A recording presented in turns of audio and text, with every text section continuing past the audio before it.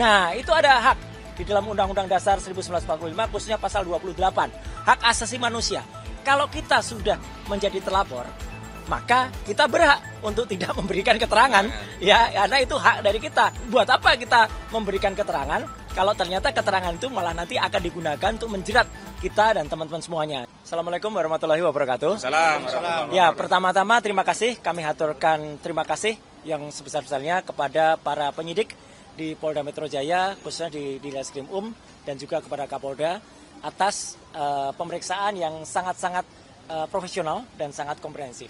Jadi artinya kami ini menghormati ya tugas masing-masing. Jadi artinya kami tetap datang sesuai dengan undangan dan ini adalah undangan yang kedua. Ya gitu, karena undangan pertama kami memang sepakat untuk tidak hadir karena undangan itu tidak jelas ya. Tidak ada nama terlapornya, tidak ada lokus dan tidak ada tempusnya. Jadi tidak ada lokasi dan tidak ada waktunya.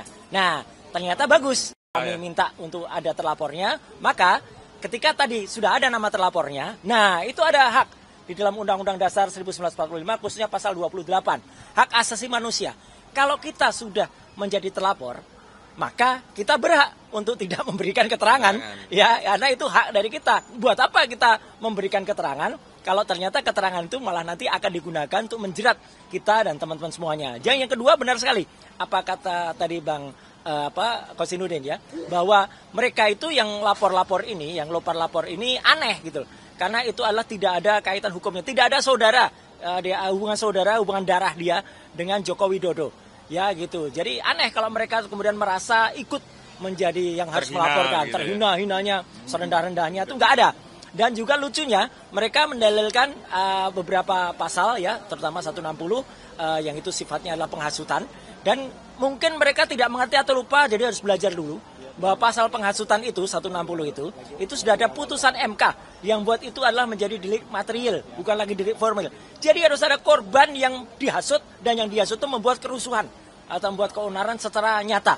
Gitu. Jangan dibalik, jangan mereka yang buat kerusuhan, tapi orang lain yang kemudian merasa karena adanya dihasut oleh kami. Jadi kan aneh sekali kalau kemudian itu didalilkan. Kemudian pasal 28 ayat 2 yang kebetulan saat ini juga nyatakan, kebetulan saya ikut mengkawal undang-undang itu dan merancang undang-undang itu dari awal. Undang-undang ITE nomor 11 2008, direvisi menjadi Undang-Undang nomor 19 tahun 2016, direvisi lagi menjadi Undang-Undang nomor 1 tahun 2024. Itu ketika saya berada di DPR Komisi 1, kami ikut mengawal. Jadi salah penerapan pasal itu, 28 ayat 2 itu yang itu mentautkan antara SARA. Mana akibat SARA? Suku, agama, ras, dan antar golongan yang kami buat. Kemudian tentang kebohongan yang kemudian menimbulkan keonaran di ayat 3-nya. Juga nggak ada juga.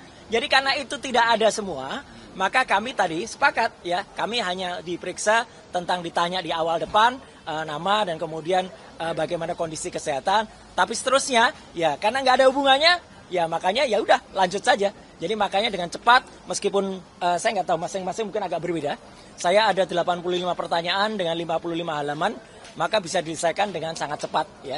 Gitu. Jadi jangan kecewa ya untuk para pelapor yang sudah berharap itu akan, karena itu pun nanti akan menjadi catatan bagi kepolisian kenapa mereka memproses sesuatu yang tidak jelas ya, karena tidak jelas. Dan yang paling penting kami tadi juga menyampaikan surat dari tim kuasa hukum kami bahwa ini tidak ada legal standingnya.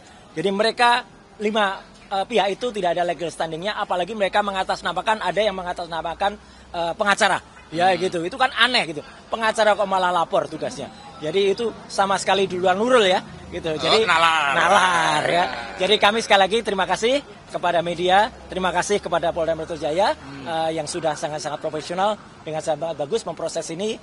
Dan moga-moga ya kami juga berdoa, moga-moga kemarin saya sedikit melakukan analisis terhadap, karena ada banyak teman-teman mana yang tanya, benarkah ada foto seseorang video seseorang yang main ATV itu ya itu ada di pantai di Tabanan. Ya gitu, videonya benar, lokusnya benar, tapi tempusnya, peristiwanya kapan?